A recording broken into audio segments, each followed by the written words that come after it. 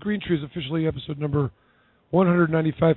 Again, we are looking for your comments and thoughts for our special episode being edited and produced by Rick Thompson, joined by Jimmy Lowell. It will be a special 5-hour video multimedia television production at Rick's house. Throw down.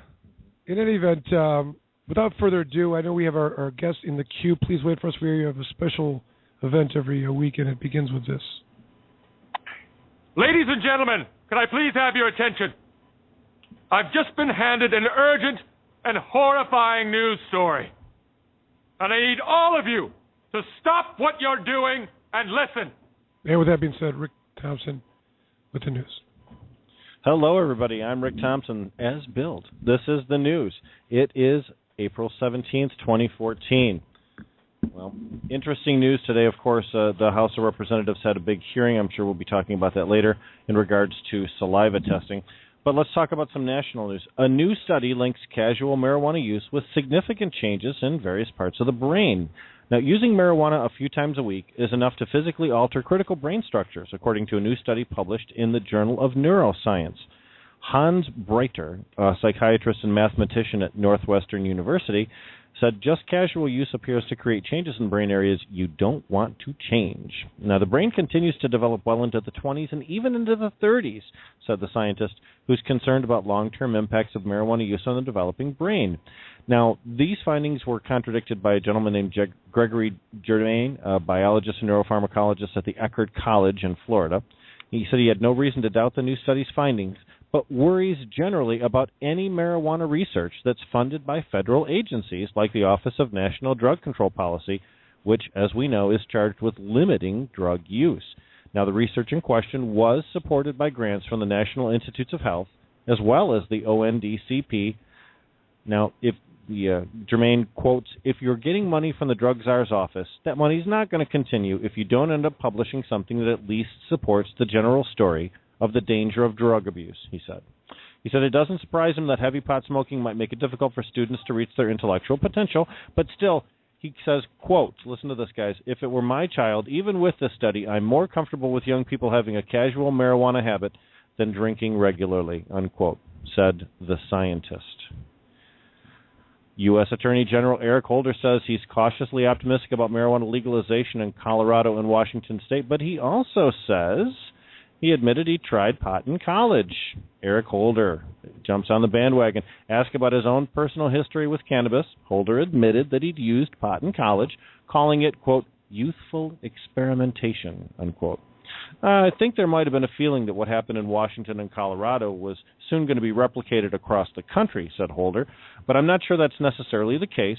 But as I indicated to both governors, we'll be monitoring the progress of those efforts. And if we conclude that they're not being done in an appropriate way, we will reserve the right to file lawsuits.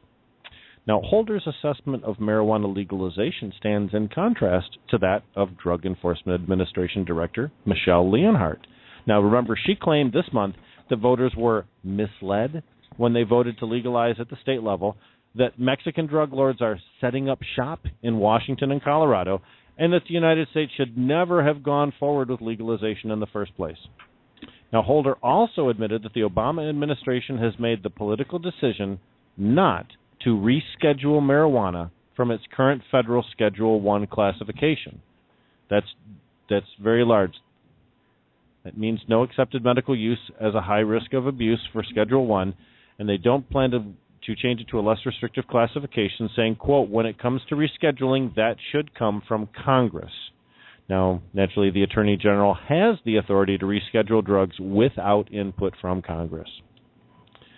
One of 4 longtime Kent County correction officers implicated in an alleged marijuana scheme involving green butter was nominated for 4 consecutive years for the department's Corrections Deputy of the Year award. Now, you remember this story, right? 4 corrections officers are in trouble because they 3 of them were marijuana patients and the other is married to a marijuana patient, and they used marijuana butter instead of smoking cannabis. And although all were legal to possess, currently because of the Carruthers ruling, marijuana butter is technically not a legal substance to possess. Now, this gentleman, one of them, was cited by coworkers for his positive attitude and putting staff safety as a priority in his role with the corrections response team. Now, some of these, Frederick, the gentleman in question, and 3 other corrections officers were placed on unpaid leave following their arrest in March for providing patients with that marijuana butter. And, of course, all of the officers are in their mid-40s and have worked for the department for at least 20 years. These are lifers. These are long-term law enforcement officers who are just medical marijuana patients. And state police records do not show any charges issued against Frederick before this year's controlled substance case. That's significant. He's never been in trouble before. Next, folks, we have a story. So the man working his computer, and there it is. The feds have finally issued charges against that large group of caregivers and patients in western Michigan that used to be referred to as the MMT, or the Medical Marijuana Team. You'll remember that in October, 27 people were arrested in western Michigan as part of an alleged grow operation, but then shortly afterwards the government dropped charges so that they could continue the investigation. Well, they refiled charges against the original 27 and 10 additional suspects. More than 160 police officers were involved in the investigation involving Kent, Ottawa, Muskegon, Kalamazoo, Grand Traverse, and Oceana counties. That's a lot of officers to investigate this. 37 people has been indicted in that alleged multi-county marijuana grow operation.